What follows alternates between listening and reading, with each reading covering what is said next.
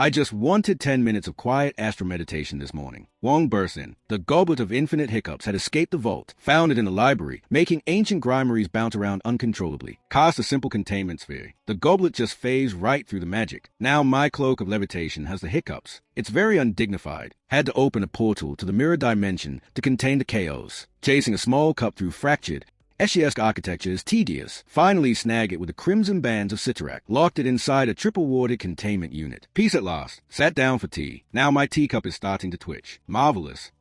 If you enjoyed this video, don't forget to like, comment, and subscribe for more.